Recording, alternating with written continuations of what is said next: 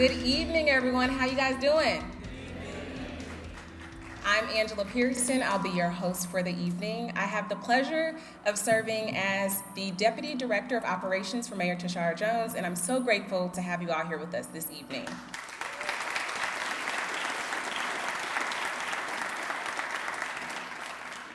Thank you to Confluence Academies for opening your doors to us as we are here in the beautiful Sun Theater at the Grand Center Arts Academy.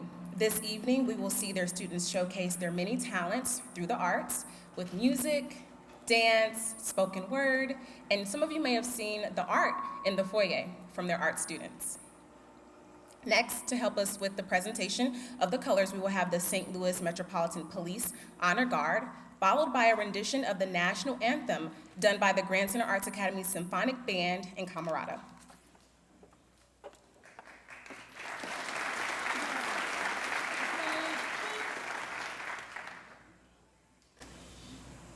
Carry, color, forward, mark.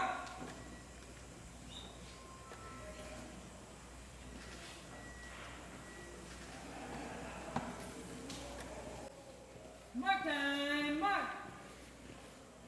Detail, halt. Left face. Present, arm.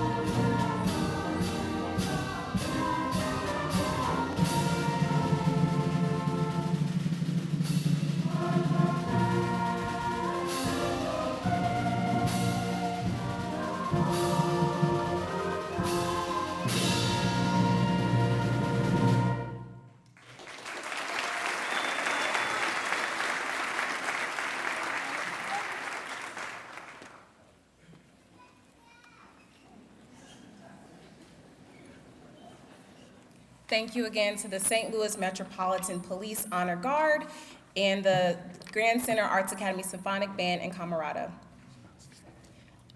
Next, I'm very excited to announce Reverend Lauren Bennett, who will do the invocation prayer. Reverend Bennett is a graduate of St. Lawrence University and was ordained in 2019. She currently serves as the lead pastor at Metropolitan Community Church of Greater St. Louis. Let's welcome Reverend Bennett to the stage.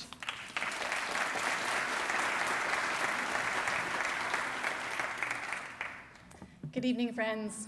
Will you pray with me?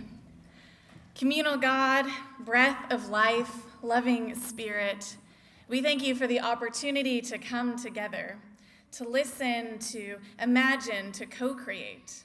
We thank you for the rich history of St. Louis, and we thank you for the incredible talent of our community in all ages and spaces. We thank you for the opportunity to bear the weight of the future of this city and all of its beauty, complexity, and brokenness.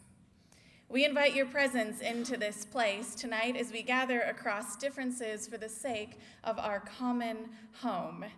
Fill this room with the spirits of the ancestors who look upon us, asking us to live with prophetic imagination. Fill our hearts with gratitude and excitement for what we can do together. Fill our minds with creative curiosity. Ease us into the spirit of connection, the spark of life, the hope for humanity, and the hope of our siblings of the natural world. Holy One, bend our wills toward what is best for our community instead of what is best for us individually. Grant us the wisdom to think not only of our children, but of generations to come. Allow us the space to consider new perspectives as we hold on to our convictions with loose hands, imagining an even better, more equitable, just future beyond any of our individual understanding. Incline our ears and hearts toward creating a community where everyone has enough, where no one goes to bed hungry, where each person has a bed, and no child has to fear violence in their homes, schools, or streets, where everyone is allowed the freedom to practice autonomy over their bodies and spirits.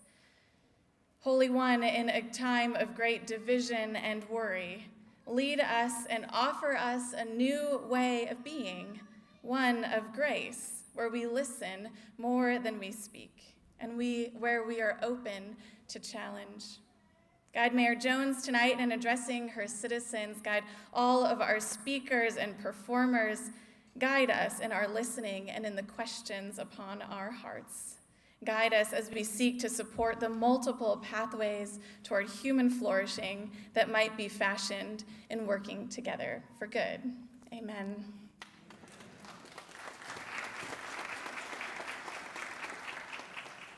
Thank you, Reverend Bennett, for that heartfelt prayer. Next, I'm excited to have our next speaker, Dr. Candace Carter Oliver of Confluence Academies.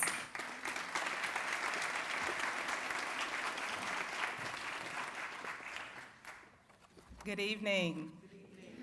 Thank you all for being here tonight in the magnificent Sun Theater, part of the Grand Center Arts Academy campus.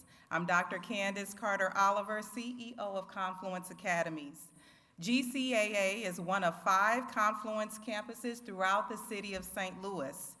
At Confluence, we recognize that success inside the classroom depends in part on the world outside the classroom. Therefore, to support our students in school, we have built a network of community partnerships to support the whole child, providing everyday necessities so they can focus on learning and being great scholars. The collective impact of this effort not only benefits our students and their families, but our community as a whole, lifting our neighborhoods and making St. Louis a better place. Tonight, this theater is filled with you, people dedicated to building up St. Louis, and we are honored to host Mayor Jones's State of the City address. This evening will highlight many examples of people and organizations working together in creative ways. The Grand Center Arts Academy motto is Creative Genius, and I encourage all of us to continue thinking and acting creatively in service to St. Louis and to our students who build its future. Mayor Jones, thank you for everything you do to make our city better. And finally, my thanks to our talented and dedicated students and staff whose talents you'll see just a sample of tonight. I am so proud of them. Thank you again for being here tonight in the sun. Welcome.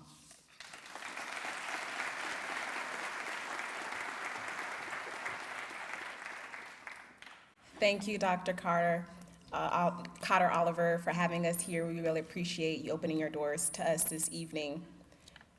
I'm excited to announce Jemiah Davis, who will be doing a spoken word piece called Black Girl Magic. It was written by another student here in Montgomery at the Grand Arts Center, and I'm really excited to have her show up and show us what Black Girl Magic is this evening. Jemiah, come to the stage.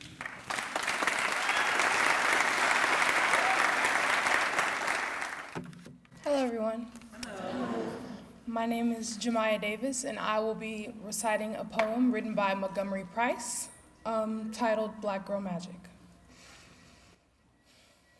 There's a rumor about black girls. I'm not sure it's true. They say that we possess black girl magic. A black girl's magic. Apparently, it enables us to do what we set our minds on, but what are our minds set on? Are our minds set on success, the humble kind, the kind that lets you know how you are as a person, as a black girl? And when you are a black girl, a couple of things are there. Check boxes. Overexploitation, exposing the signs that you are a black girl. The boxes above your head saying you look, act, react, think, feel a certain way. In a way about this world. This world that purposely corrupts us. Media and music and clothing and news and people and each other? Each other. How can that be? It'd be by influence, talk, walk, act, peer pressure. It'd be like, she did this or said that. It'd be like, listen to me, another black girl, toe to toe, trying to keep you in the know. To know about the things that we see and do and say have meaning. The world is watching over you because you are a black girl. And this poem is a message, black girl to black girl. It's us against the world, girl, not each other. And here, I've explained the story, the existence, the resistance of us, of black girl magic, of a black girl's magic. Thank you.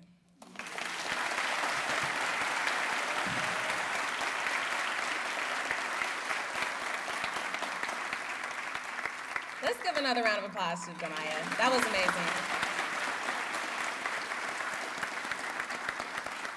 Thank you for that captivating poem. Next, we'll have a dance ensemble from the Grand Center Arts Academy. They'll be performing to Optimistic by the Sounds of Blackness.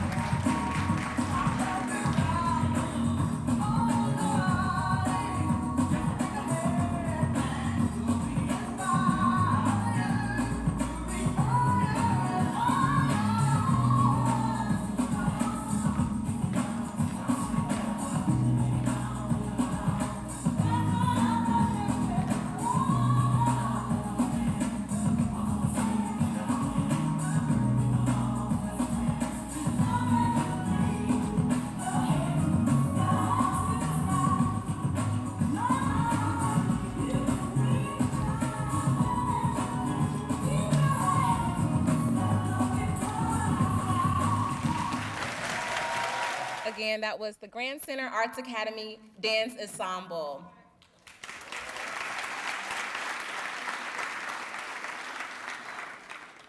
Now it's my honor to introduce our next speaker.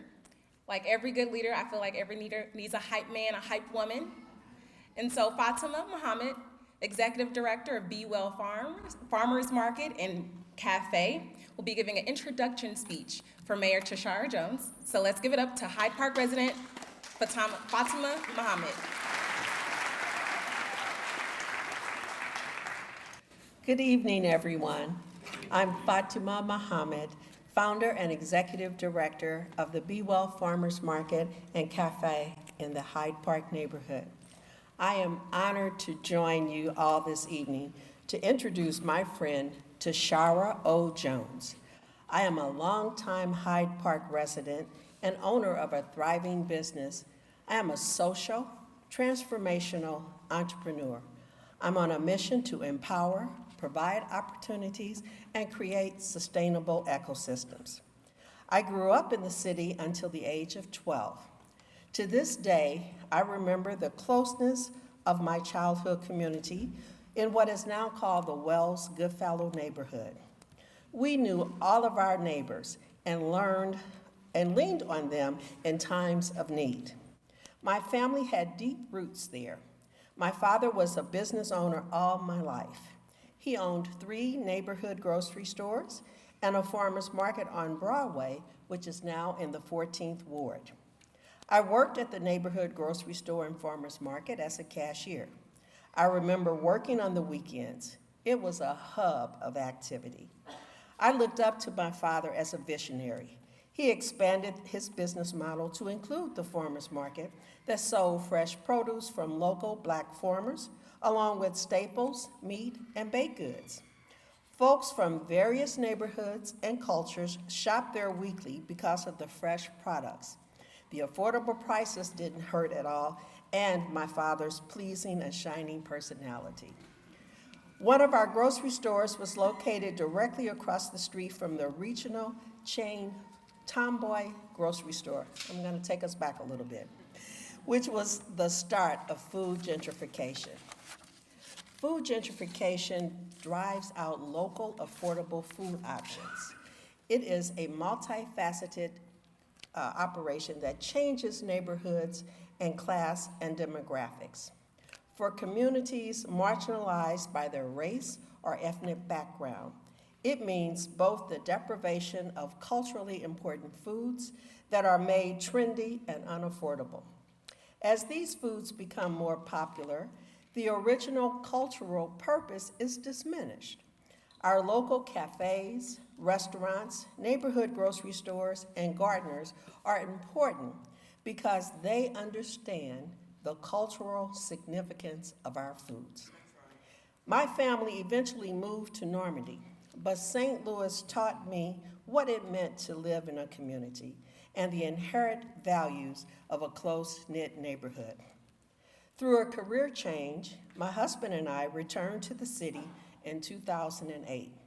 I saw the impact of decades of neglect throughout the city, specifically North St. Louis, and I realized I had an opportunity to change the dynamics in Hyde Park, the place where we decided to call home, bringing back a life to a beautiful row home that has sat vacant for over 15 years. At the time, high levels of vacancy and lack of services and businesses plagued the neighborhood. The closest grocery store was, and still is, over a mile away. It was a disinvested community with no tax base. I knew my neighborhood needed a catalyst that would bring about the necessary changes that we all needed. I founded the Hyde Park Neighborhood Association in 2018.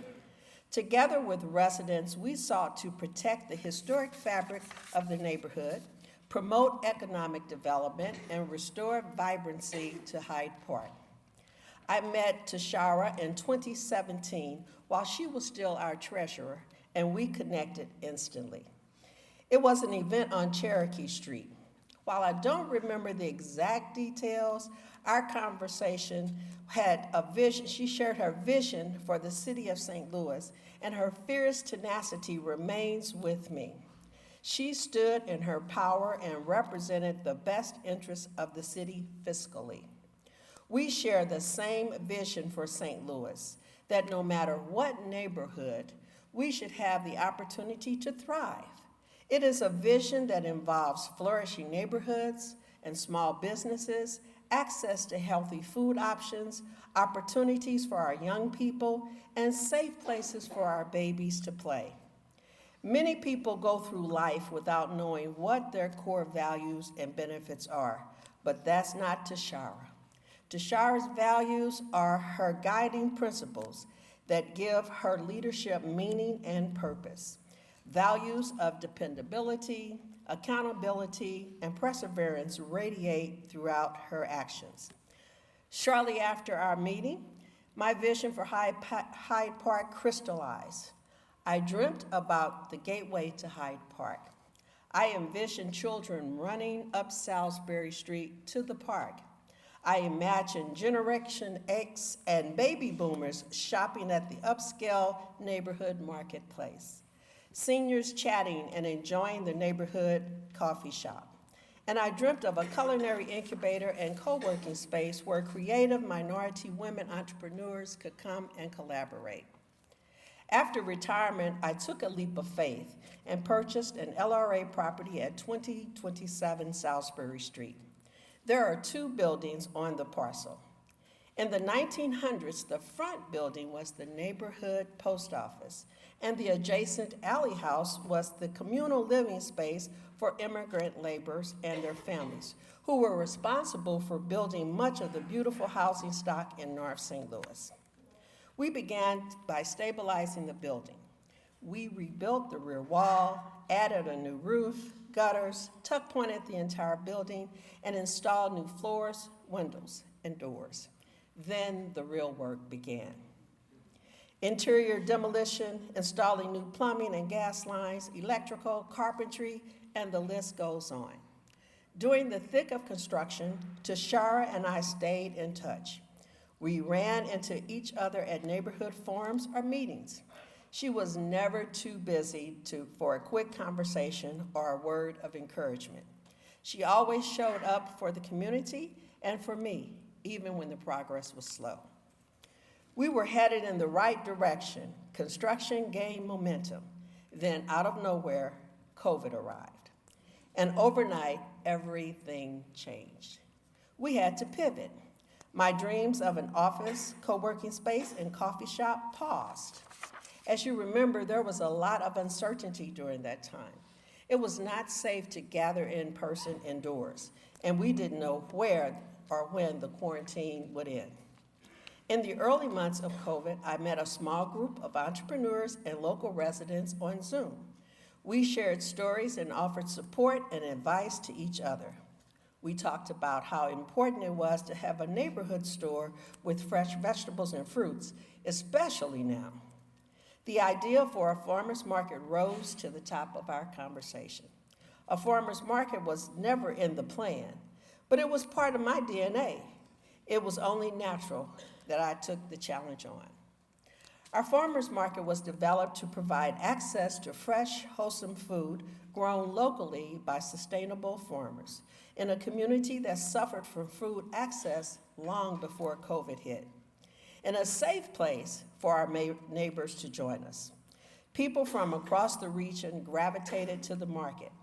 Families and young people from the Central West End, Compton Heights, South City, North St. Louis descended on Salisbury at 21st Street. Market growers devoured bean pie, fufu, hibiscus tea, and Swiss chard. They were excited about the COVID-safe food demonstrations that we provided. The market appealed to a diverse audience, and the Delmore divide became irrelevant. Through the early days of the market, Tishaura showed up. She supported local vendors like Heru Farms, Confluence Farms, George Washington Carver Farms, Living Ancestral Plants, The Dangling Carrot, Hosco Foods, and The Vegan Way, and a host of others. On blistering hot St. Louis summer days, she meandered through the market, reporting on what she cooked with the last bounty from last week, encouraging vendors, swapping stories, and parenting teenagers, connecting with our market goers, or sharing new opportunities for the vendors. Residents always approached Tishaura, some eager for a photo or brief hello, or others were frustrated and wanted to talk to her about their concerns. She was always patient, honest, and fair, explaining that our city did not get in the condition that it's in overnight. Decades of disinvestment, lack of resources, redlining, health, and economic disparities led us to this point. Our city's challenges spanned decades and countless leaders. Systematic transformational change is like eating an elephant, one bite at a time. You have to start somewhere. Mayor Jones not only has the vision for our great city, but now has 3 years into her administration. She has the actions to back it up. Our vibrant small business community not only survived COVID, but now, due to the investments like the Northside Economic Empowerment Center, business owners have access to valuable resources that can move their businesses forward. Through their leadership, we are stabilizing vacant homes on streets like Bremen, Genevieve, Bacon, and Emma. Thanks to the senior property tax freeze, seniors are aging in their homes and not being displaced because of rising property taxes. Behavioral health workers embedded in our 9/11 response efforts are saving lives and keeping people safe. New jobs and workforce development are headed to St. Louis through the old Killark Electric Facility at Dr. Martin Luther King and Vanderventer. These are all innovative, transformative projects that combat years of disinvestment that we've seen in our city. You see, everything comes full circle. The cafe, culinary incubator, and co-working spaces are all slated to open this summer, and the Farmers Market Pavilion is slated to be completed this fall. Through Tishaura's tenacious, steadfast, assured leadership, I am excited about the future of our great city. Now, it is my distinct pleasure to welcome my friend and our visionary leader, Mayor Tishaura O. Jones, to the stage.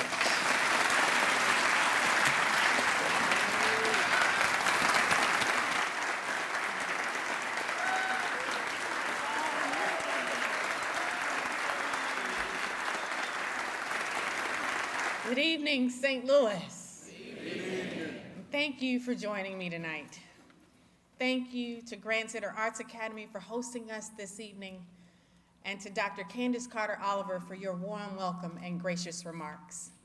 Thank you to the Grand Center dancers for your moving performance. Were you entertained? I was entertained. And thank you to the St. Louis Metropolitan Police Department for the presentation of the colors. Reverend Lauren Bennett, I'm grateful for your insightful invocation. Thank you for helping us to center our reason for being here today. And thank you, Fatima, for that introduction. Thank you for your tireless efforts to bring your vision of Hyde Park from a dream to a not too distant reality. And I look forward to the ribbon cutting with you.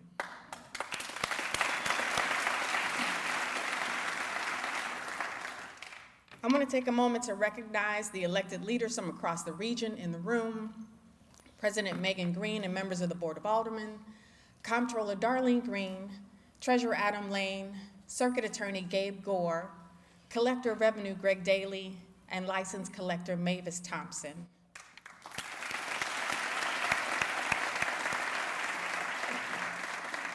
I want to give a warm and hearty thank you to my staff and cabinet members. If you are on the staff or cabinet of the mayor's office, please stand and be recognized.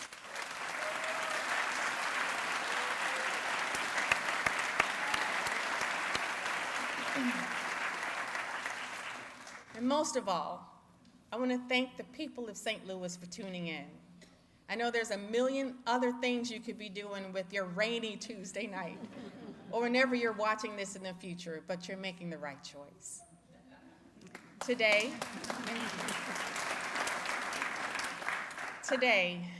the city of St. Louis is safer, stronger, and healthier than we were last year.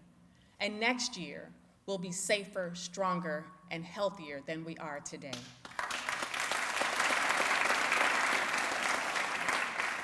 Tonight, we're gathered in the Sun Theater in beautiful Grand Center, the central part of an arts district that breathes creative life into our city. 10 years ago, this theater sat empty. Like other buildings in St. Louis, the Sun had been neglected and abandoned for decades. The roof was barely there. The walls were water damaged and crumbling. And I even heard a rumor that it was once scheduled for demolition. That was 10 years ago.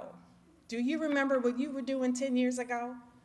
At that time, I was in my second year serving as your treasurer.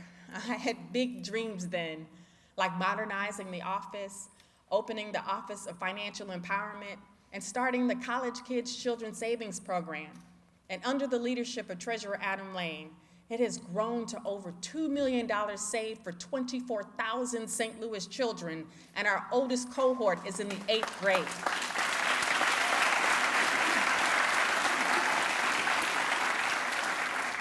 As I worked with my team to deliver my campaign promises, I saw that too many parts of our city were just like the crumbling walls and missing roof of this theater, forgotten, abandoned, neglected. And over the last 3 years, my administration has worked tirelessly to face these challenges head on and begin the work of making changes that you can see and feel so we can build a safer, stronger, and healthier St. Louis.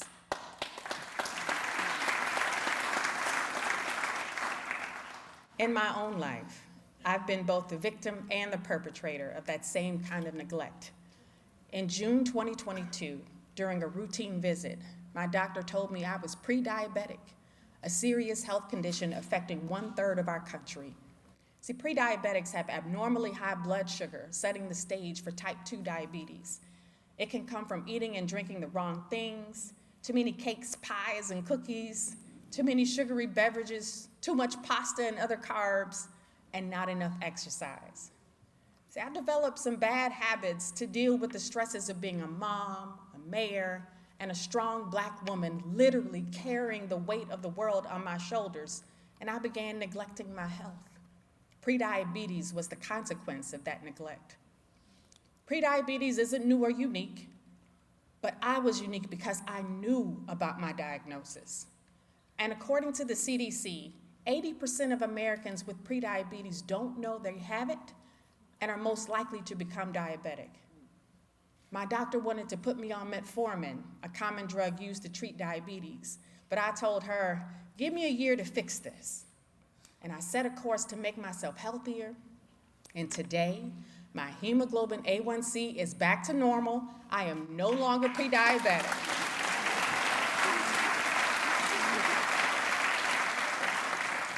And I'm making lifestyle changes to stay that way. The last year, I stood before you feeling like a busted can of biscuits.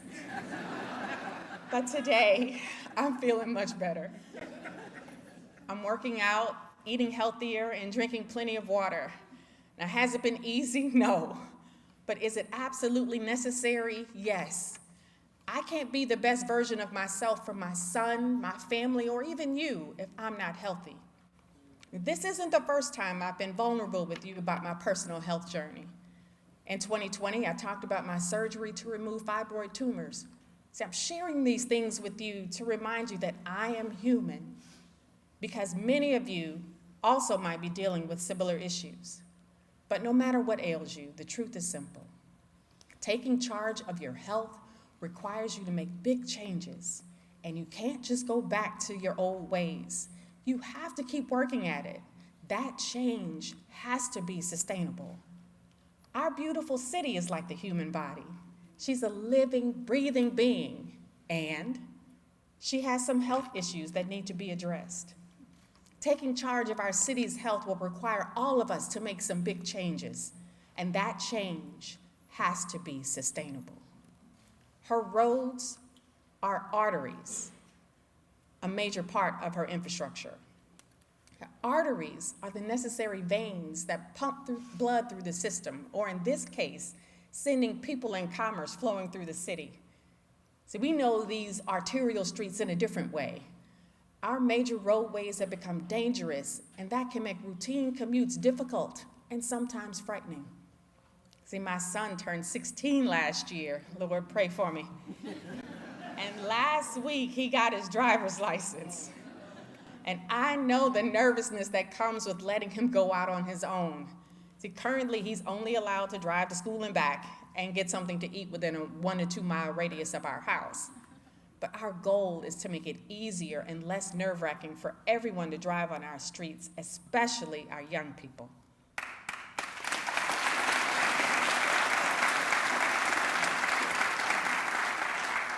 First, we've taken the historic American Rescue Plan Act funds, or ARPA, from the Biden-Harris administration and are putting them to work on paving, lighting, and traffic calming measures on our roadways. That means that your trips down Kings Highway, Union, Grand, and Goodfellow will be smoother and well lit along the entire route.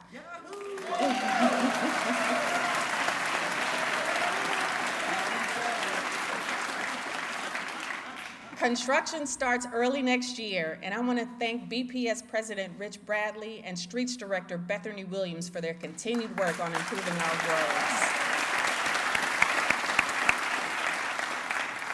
On top of these investments, the Automatic Camera Enforcement Act will help make our streets safer by holding reckless drivers accountable. We've been working diligently to make sure these technologies will be used to reduce traffic violence, not target already vulnerable populations. I know these smart technologies need oversight.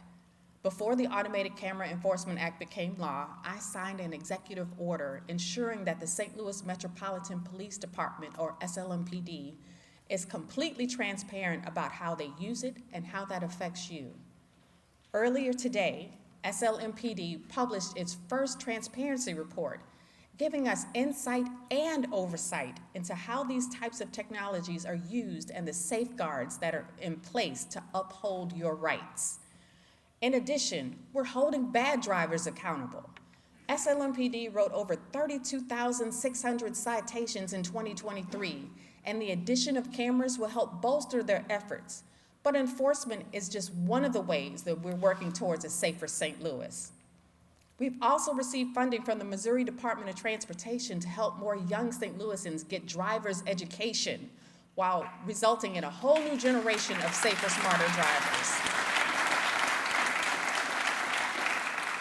Once again, I thought about my son the day we were awarded these funds.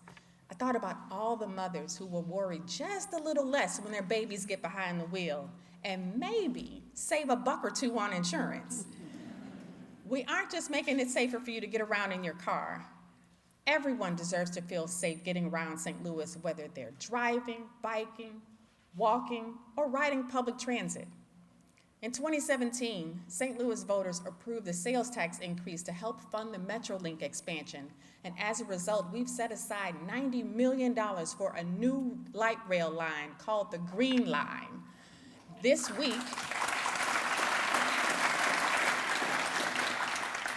week, we formally began the project development phase, which we expect to finish construction in 2031.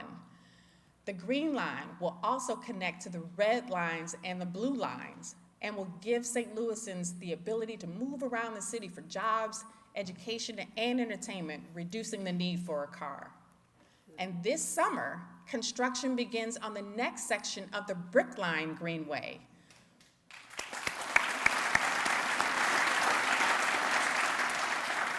Once completed, the Brick Line will run from the Arch to Forest Park with connections from Tower Grove Park to Fairground Park and the National Geospatial Intelligence Agency. Through careful planning and intentionality, we are changing and expanding the ways you can safely get around St. Louis. The safety of everyone who lives, works, and visits St. Louis is my #1 priority. Full stop. The health and vibrancy of our city depend on our ability to work, play, explore, and get around without fear. We must address crime at the root cause holistically and sustainably. That focus has paid off so far, and our crime stats are down and moving in the right direction, but we still have more work to do so everyone can feel safe in their neighborhoods. Last month's Cabinet and Community was held at Better Family Life on Page Boulevard, just blocks from my home. Several people told us how common it was for them to hear the sounds of gunshots and how uncommon it was to get a quick response from law enforcement when they called 911. I know how they feel. It's my neighborhood too, and my family and I hear gunshots just like they do. They told us that although they heard that crime was down in St. Louis, they couldn't see it in their daily lives. Like the woman who lost her son to gun violence in June of 2022 and started an advocacy group to help mothers dealing with that grief. So I get it. Yes, crime rates are down in our city, but they're not where we want them to be, because one family affected by gun violence is one too many.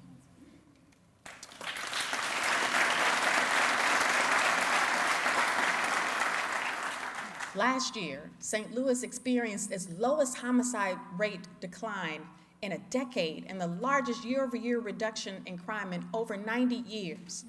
We have reduced juvenile shootings by 50%, and we've seen a 36% reduction in car thefts over the last year. And I'm thankful to Chief Robert Tracy and the SLMPD for helping us accomplish these milestones.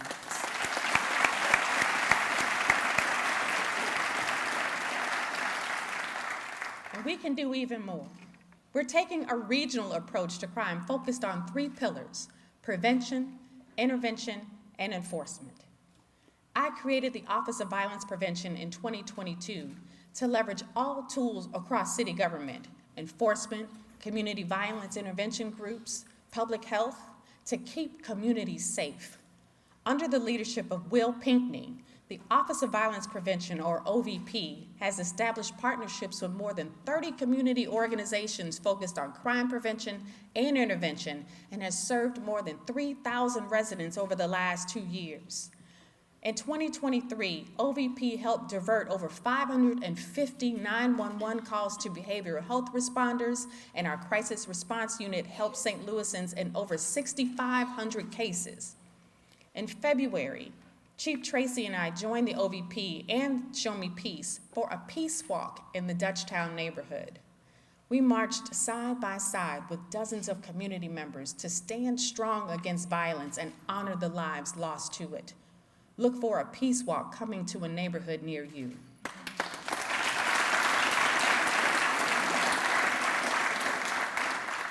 Another way we prevent crime is by reducing poverty. Mahatma Gandhi reminds us that poverty is the worst form of violence. And that's why St. Louis has joined more than 20 cities across the country in piloting an innovative, forward-thinking, guaranteed basic income program for city school children and their families.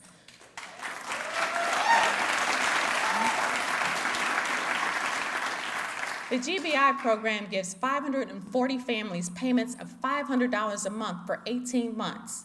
The goals are to help strengthen, support, and sustain families and communities, which makes them safer and stronger. Yes, thank you. I met with some of the participating families last week. One of the moms that stood out to me told me how this program has helped her work fewer hours as an Uber and delivery driver so she can spend more time with her beautiful 5-year-old daughter. We also know that a key pillar of crime reduction is intervention, and the reality is that police are not the answer to every call. Sometimes when you dial 911, the right response is a mental health worker, a violence interrupter, or another professional, rather than someone with a badge and a gun.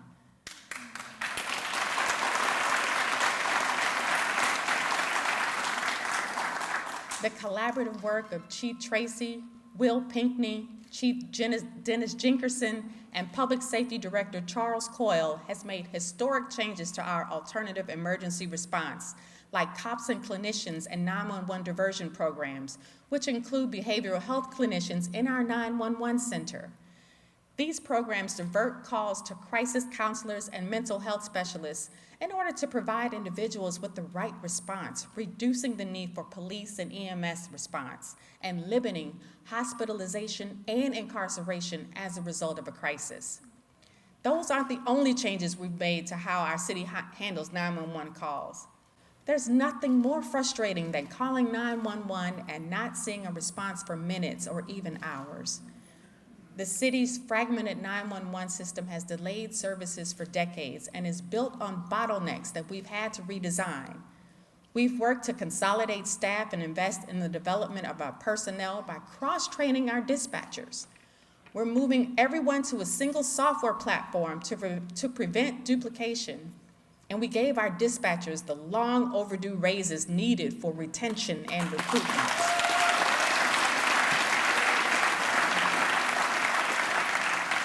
Last year, we answered just over 50% of calls within the first 10 seconds, and the national standard is 90%. Today, I'm proud to report that more than 80% of 911 calls are answered within the first 10 seconds. But those aren't the only actions we're taking to help make our city safer. Earlier this year, the East-West Gateway Council of Governments approved and will begin implementing the Save Lives Now initiative. We set an ambitious goal to reduce homicides and shootings in our region by 20% over the next 3 years. Most violent crime is committed by a small percentage of the population.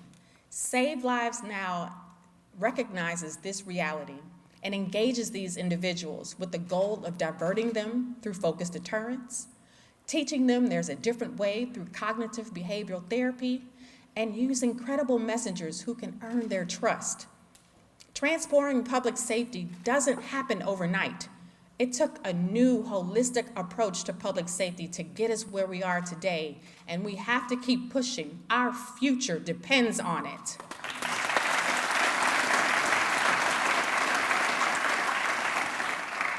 While we're working to make St. Louis safer, we're also working to making it stronger through economic development that uplifts families, supports small businesses, and helps to build local communities. We're making our neighborhoods stronger. We're making our downtown stronger. And we're making our entire city stronger for anyone who visits, works, or plants roots in St. Louis.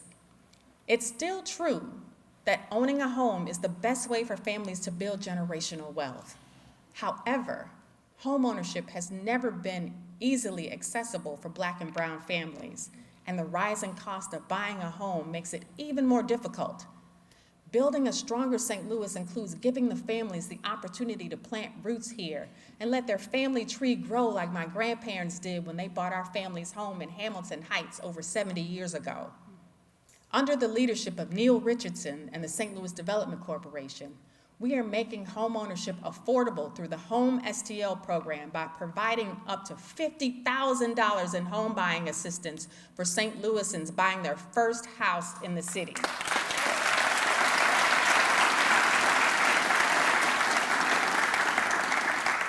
And under the leadership of April Ford Griffin from the Affordable Housing Trust Fund,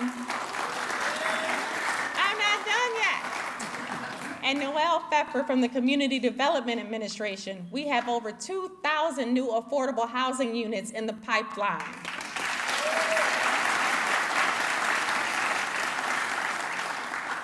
Like Raquel, a preschool teacher who recently bought her first home through our partnership with Habitat for Humanity. She fell in love with a rehabbed home in South City, and much of the integrity of the original house was still intact. From the hand-carved pocket doors, to the staircase banister, to the exposed brick wall in the front foyer. Raquel was brought to tears as she thought about how much her 5-year-old daughter would love this house, or how her retired father will find a new renewed purpose in helping to grow a garden in the backyard. She can now focus on completing her degree in education, knowing that she's building generational wealth for her family. No matter if you buy a home tomorrow or bought it 70 years ago, we want you to stay here. We want your children to stay here and your grandchildren to stay here. And that's why the City of St. Louis recently implemented the senior property tax freeze. And I'm proud to say that more than 4,000 senior citizens have frozen their property taxes.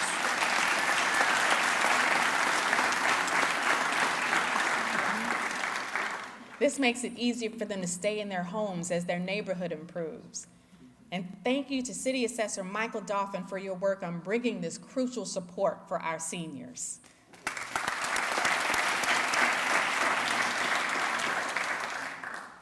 I talked earlier about neglect. You know what I'm talking about. Overgrown grass, broken windows, buildings falling apart. St. Louis deserves better than dilapidated homes and entire neighborhoods left to fail by absent property owners and developers. Using ARPA funds and other sources, we're tearing down 1,000 abandoned houses that have been eyesores for years.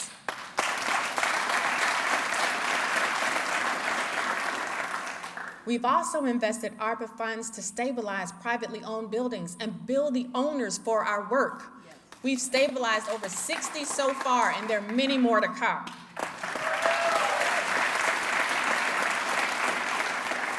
But that's not enough. St. Louis deserves better. $2.5 million of ARPA funds are being allocated to renovate homes near St. Louis public schools. With safer streets and renovated neighborhoods, kids in St. Louis will have the opportunity to walk safely to school like I did when we lived in Walnut Park. We're also providing tools to help homeowners stay in their homes and get help with repairs. The Healthy Home Repair Program received $15 million in ARPA funding, and we've more than doubled the number of houses we served this year from 150 to over 300.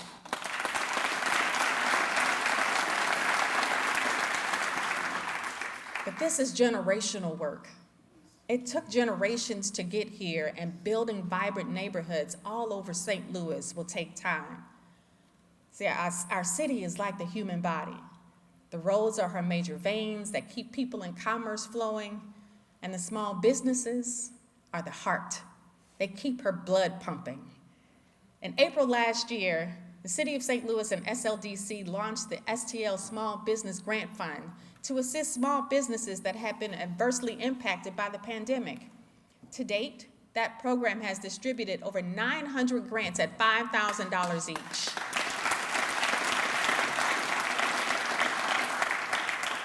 We also launched 2 new programs for small businesses and nonprofits on 314 Day. Wait a minute, it's good, it's gonna get better. Scale Up STL and Mobilize STL. Scale Up STL will help small businesses and nonprofits get access to capital if they can't get traditional financing.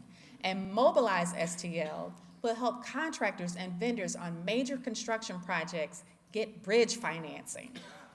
See, we're not only supporting existing local businesses, but we're also building an ecosystem to help St. Louisans start new local businesses.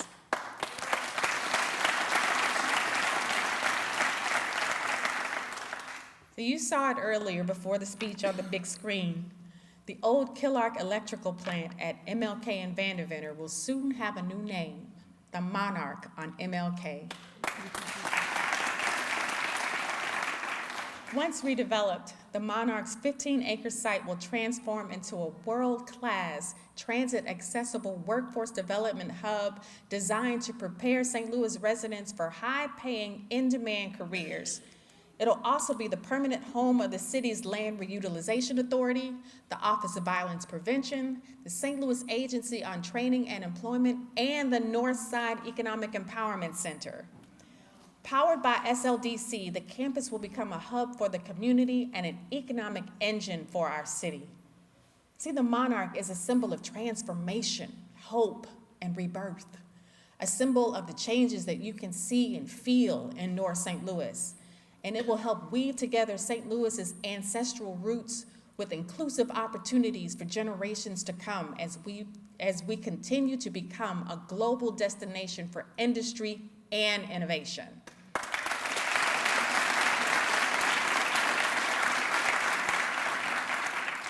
So we're supporting businesses on the front end and then getting out of the way. A few weeks ago, I signed a bill making it easier for restaurants to get their liquor license. And some people are excited about that. We had the signing ceremony at Beyond Sweet, a new restaurant on Delmar Boulevard owned by my friend Dallas Holland. She opened 3 months ago and talked about wearing herself out for hours, knocking on hundreds of doors in the neighborhood when her restaurant opened just to get her liquor license. She should have spent that time promoting her business, training her staff, developing her menu, and all of the other difficult work that goes into opening a new restaurant. She had to spend months telling her neighbors that she was a responsible business owner, rather than just showing them. Now, under our new system, most restaurants will be able to get their liquor license much quicker without sacrificing the integrity of their community.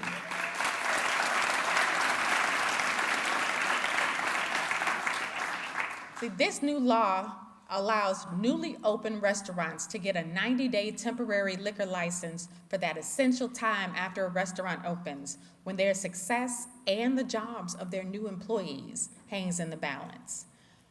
We're creating jobs locally while building our international footprint.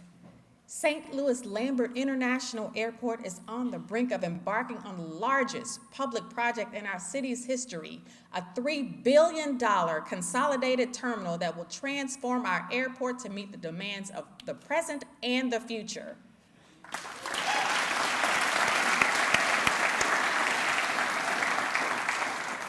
St. Louis is a world-class city, and we deserve a world-class airport.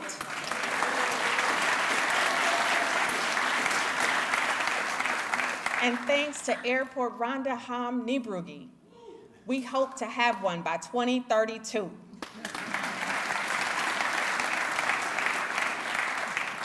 When I talk about a stronger St. Louis, I talk about ARPA funds, the historic investment from the Biden-Harris administration that's helped us reimagine the future of St. Louis and begin to make that new future a reality.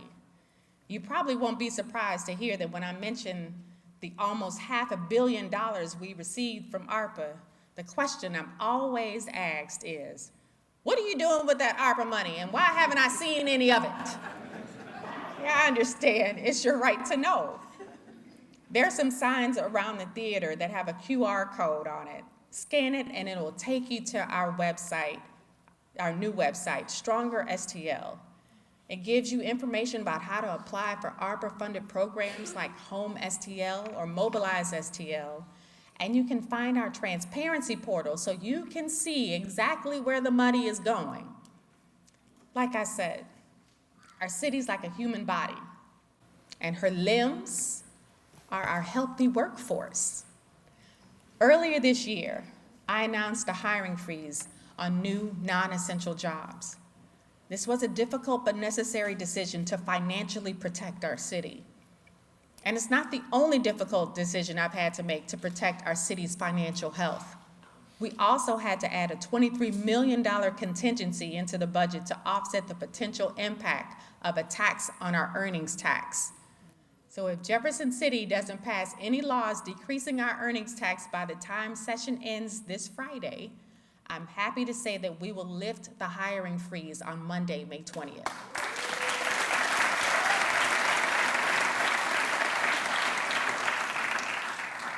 Our city has been plagued by slow and inefficient technology in our hiring process for decades.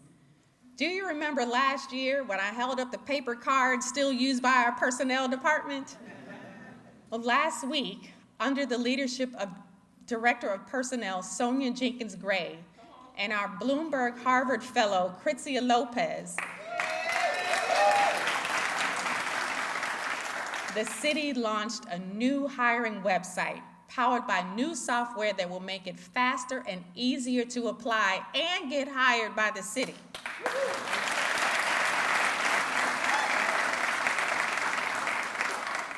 Our city is like the human body, and her mental health is just as important as her physical health.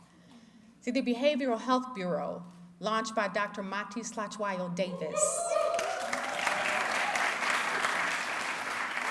has led to over 275 linkage to care calls in the community, over 2,500 doses of Narcan distributed, participation in over 140 outreach events, crisis response training for city employees, and the awarding of over $1.6 million to organizations doing this critical work in the community.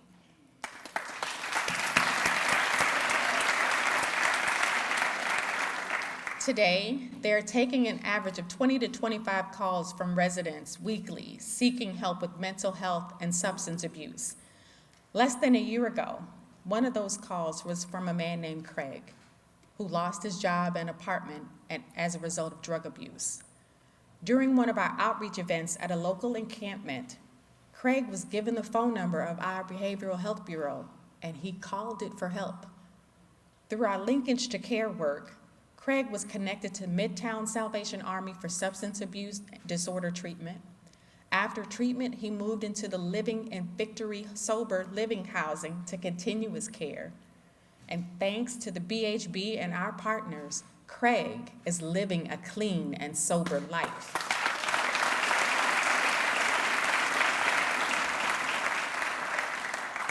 Investing in a healthy future means investing in our youth. See, as a mother, I'm always thinking about how the decisions I make will affect my son and children like him in the future. St. Louis's youth have a unique perspective that they can offer when we're making decisions about their future, which is why it's my pleasure to introduce some of my guests tonight, the Mayor's Youth Cabinet. Please stand.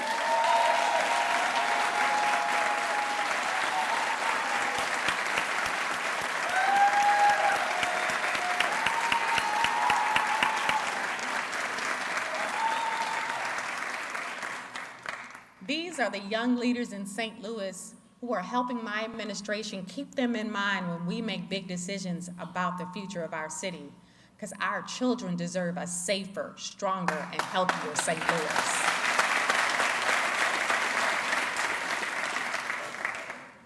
We've got 3 days until the end of the legislative session in Jefferson City, and that can't come soon enough. Kansas City and St. Louis provide more than 2/3 of the general revenue of this state. Your tax dollars pay for infrastructure in rural Missouri. But if you've seen anything coming out of Jefferson City lately, you'd be mad as hell. They're trying to take over our police department and put it back under the control of a corrupt Confederate-era state board that would have our chief answering to 5 different bosses. See, we've seen that before, and our answer will always be the same: no. Y'all want to do a little call and response with me? They're also trying to hurt our city financially by reducing or outright eliminating our earnings tax. We've seen that before, and our answer to that is also no. See, the earnings tax pays for things like our police and fire departments, our parks, and our streets. And anyone who says that people are leaving the city or won't come here because of our 1% tax, I call BS.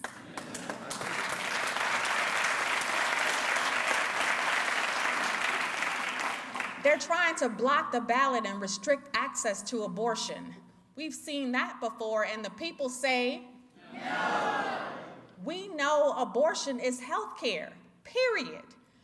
I'm proud of the Missourians that signed the petition to put abortion on the ballot and put Missourians back in charge of their bodies.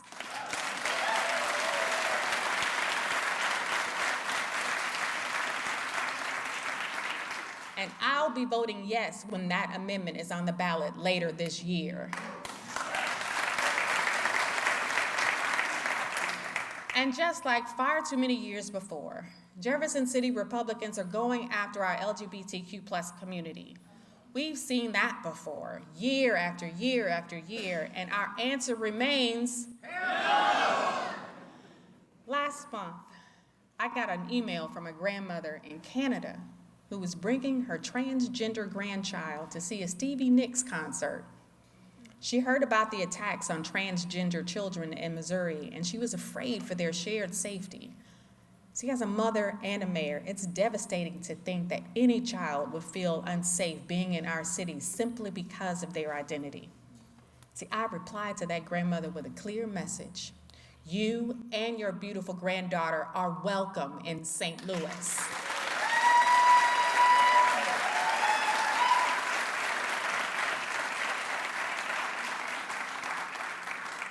St. Louis is stronger, safer, and healthier than we were last year. But it would be irresponsible for me to stand before you today and claim total victory. I've been in this office for 3 years, and many of the challenges our city faces go back decades, even centuries. They can't be fixed in 3 years or even 1 or 2 terms. But if we keep doing the work, our future will look brighter and brighter.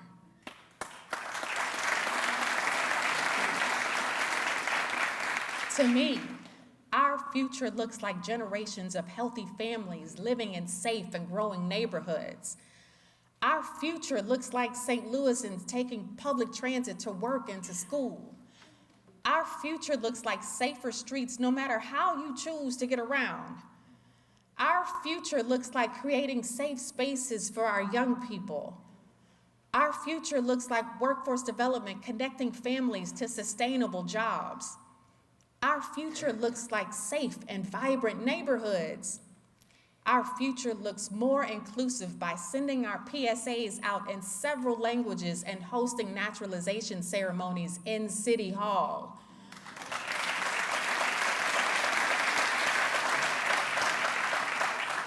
Our future looks vibrant, and it's not too far off.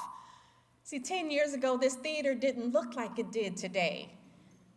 It took a lot of hard work and a complete overhaul to get it to a place where it can host an event like this. I'm also doing the work to get to where I want to be. And the hardest part was changing my lifestyle. I changed the things I ate, the things I did, and I changed the way I thought about and talked about myself. See, how we talk about ourselves and how we treat ourselves matters. If we constantly put ourselves down or make unhealthy choices, then we become what we put out in the universe. But what if we change the narrative? What if we change the way we talked about our city? What if we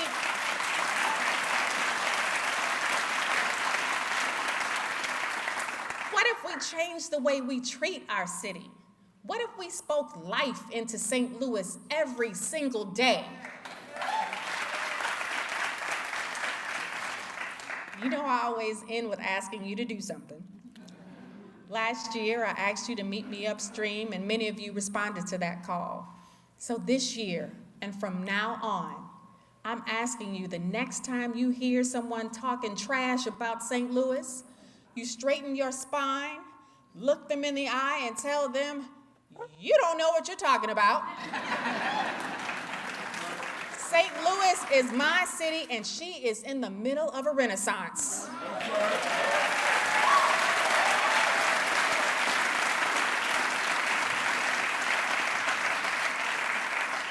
And we have several reasons why. We have the best sports fans in the country. We punch above our weight in arts and culture. We've got great restaurants to satisfy your taste buds. We have world-class universities and healthcare. You can find a good job and a good education here. Our cost of living is very reasonable. We've got the best tasting tap water you've ever had, and we have plenty of it.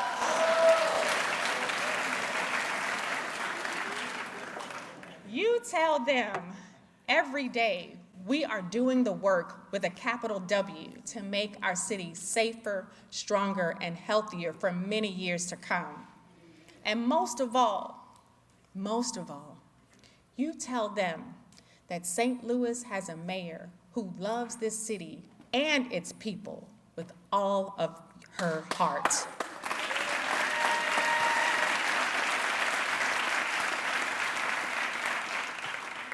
Thank you all for coming. God bless you and your beautiful families. Good night, everybody.